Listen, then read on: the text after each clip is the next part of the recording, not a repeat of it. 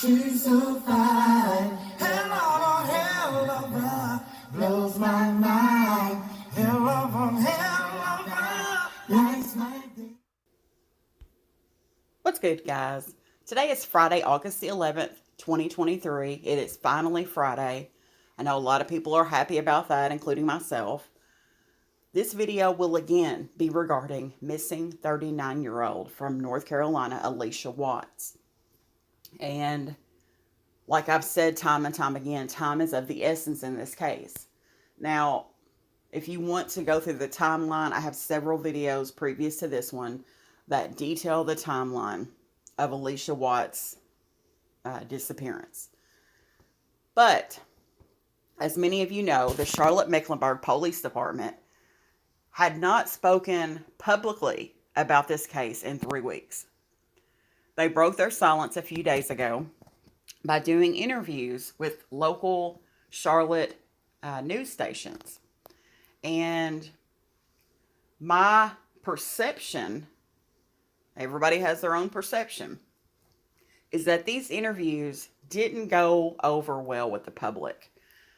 They sent Captain Joel McNally to do these interviews, who is the head of the Violent Crime Division of the Charlotte Mecklenburg Police Department.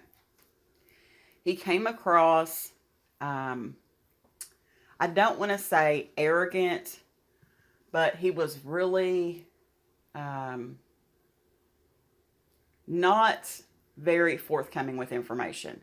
I understand that in an investigation like this, where there's a person missing, and you have someone, 51-year-old James Dunmore, who was last seen with Allisha Watts, who was last seen in her vehicle after Allisha Watts' disappearance, and was found unresponsive on an attempt to take his own life, which failed. They don't want to scare him off, so they don't want to put that pressure on him. I get that part. But your failure to list Allisha Watts into the NamUs Index for missing people was not a good thing. They say they have evidence that Allisha Watts may have walked away on her own. I'm not buying that story either. Not buying it. And because there's no way she would have abandoned her business that she worked so hard for. This is a very educated woman, okay? She wouldn't have just dropped everything and walked away. But regardless,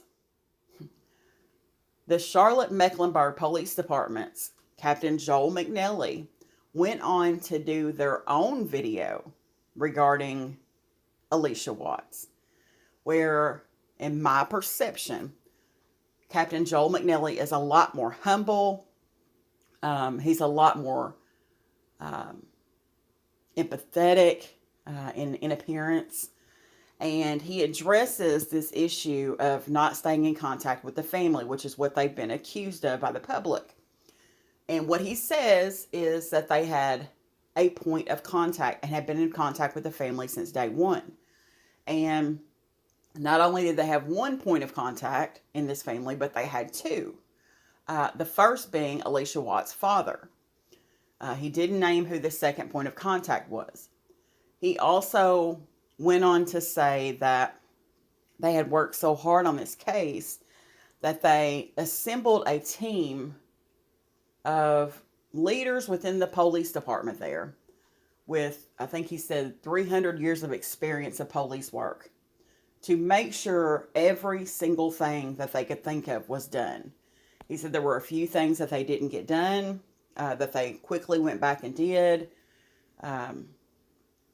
But regardless, in his video he did with the news stations, he made some type of comment that I can rest well knowing I've done everything I could do and my chain of command can rest well. And that really rubbed people the wrong way, including myself. In this video, he's a lot more humble when it comes to what he's saying. Now, I'm going to go ahead and play that video now.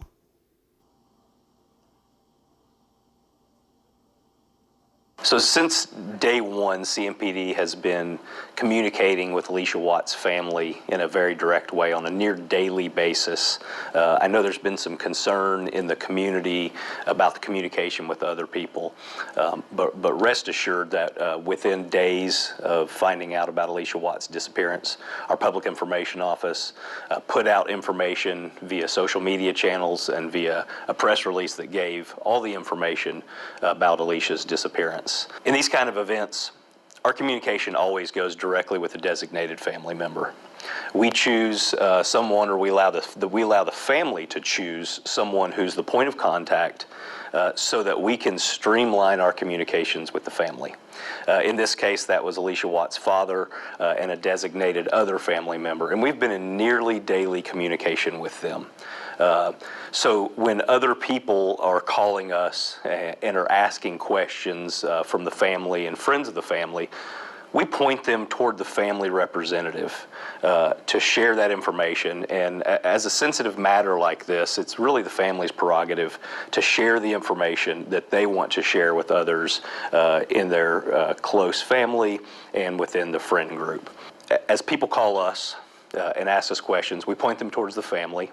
And the important part about that is that our detectives, they're dedicated to finding Allisha Watts. Our goal is find Allisha. And so every minute that we're answering phone calls is a minute that we can't be out there trying to find Allisha Watts. When we're working investigations of this nature, it is of the utmost importance to us to protect the integrity of the investigation. No matter what the outcome is, we handle things the same way with the proper legal documentation so that things can always stand up to public and legal scrutiny. In fact, in this case, we've been so concerned for Allisha that we assembled a group of the best minds in investigations in CMPD. So we assembled detectives from multiple different disciplines within our department. We sat down in a room with probably 300 to 400 years of police experience, and we went through every fact and detail that we had about Allisha's disappearance. And we asked the honest question of ourselves, what else can we do? Is there anything that we're missing? The good news in that is that nearly every single thing had been covered. There was a couple of small things, and we jumped on those things immediately to make sure they had been done.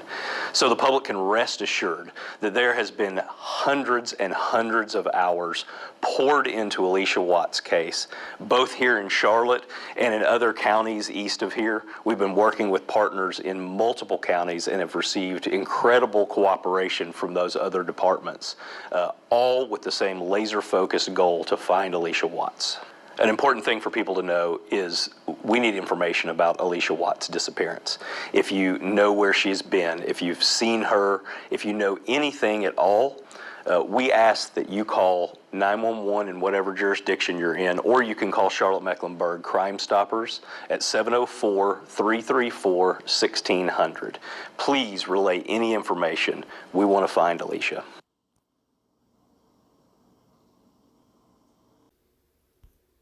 Now, the post that goes along with this video says, as our search for Allisha Watts continues, our dedicated detectives have invested countless hours into the ongoing investigation.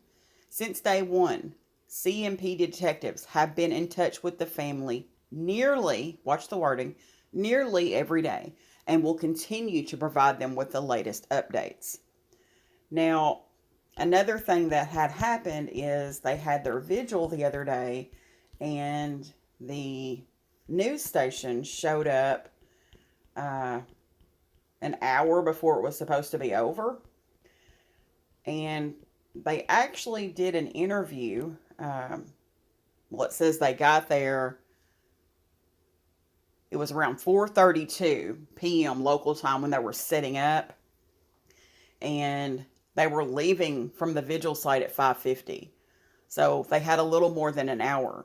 They actually did an interview with one of Allisha Watts' friends. It's not that great quality, but I'm going to go ahead and share that anyway at this point. About all these allegations. How concerned is that for you? Would that change anything in your mind about this.